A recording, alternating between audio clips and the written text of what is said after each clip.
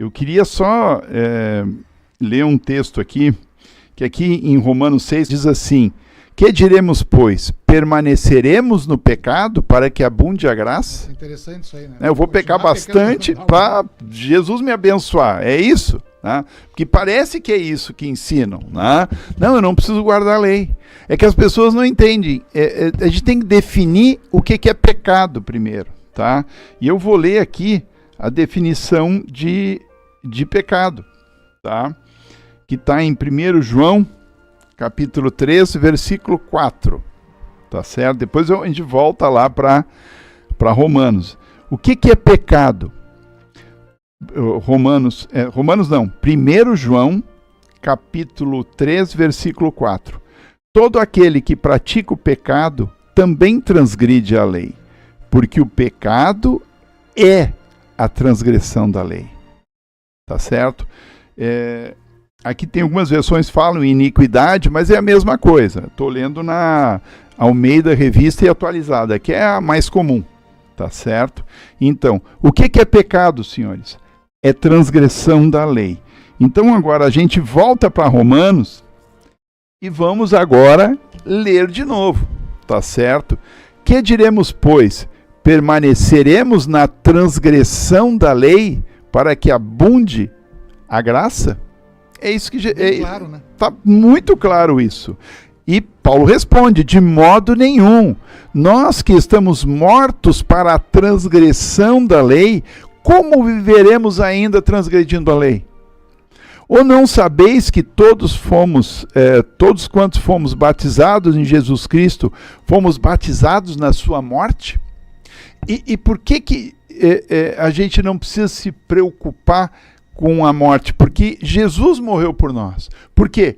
Porque o salário do pecado, ou seja, o salário da transgressão da lei é o quê?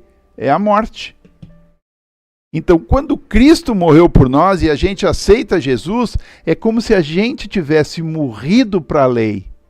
Ou seja, não para a lei, mas para a transgressão da lei, para aquilo que a lei me cobra. Não? De sorte que fomos sepultados com ele pelo batismo na morte, para que, como Cristo ressuscitou dos mortos pela glória do Pai, assim andaremos nós também em novidade de vida. Quer dizer, não adianta nada de Jesus te salvar e tu continuar fazendo os mesmos pecados, a mesma transgressão de lei que tu fazia antes. Tu era um assassino e vai continuar sendo assassino? É isso? Aí tu está dizendo que não. Né? Sabemos isso, que o nosso velho homem foi com ele crucificado, para que o corpo do pecado, ou seja, esse corpo que transgride a lei de Deus, seja desfeito, para que não sirvamos mais a transgressão da lei. Né? Porque aquele que está morto está justificado da transgressão da lei. Veja que eu troquei, né? A Bíblia ela deu o significado do que é pecado, e agora eu só estou fazendo a transmutação, e aí fica muito claro. Né? Agora me perdi aqui. Sabemos que, havendo o Cristo ressuscitado dos mortos, já não morre, a morte não mais terá domínio sobre ele. Pois quanto a ter morrido de uma vez, morreu para o pecado, morreu para a transgressão da lei. Mas quanto a viver, vive para Deus. Né? Assim também, vós considerai-vos como mortos para o pecado, ou mortos para a transgressão da lei, mas vivos para Deus em Cristo Jesus. Não reine, portanto, a transgressão da lei em vosso corpo mortal, para que lhe obedecerdes em suas concupiscências. Nem tampouco apresentei os vossos membros à transgressão da lei, por instrumentos de iniquidade, mas apresentai-vos a Deus como vivo dentre os mortos, e os vossos membros a Deus como instrumentos de justiça. Porque a transgressão da lei não terá domínio sobre vós, pois não estáis debaixo da lei, mas debaixo da graça. O que isso significa, meu Deus do céu? Eu não estou debaixo da lei. Meu filho, eu não matei ninguém. A lei diz, aquele que matar vai para a cadeia. Eu estou debaixo da lei se eu não matei ninguém? Não. Não, claro.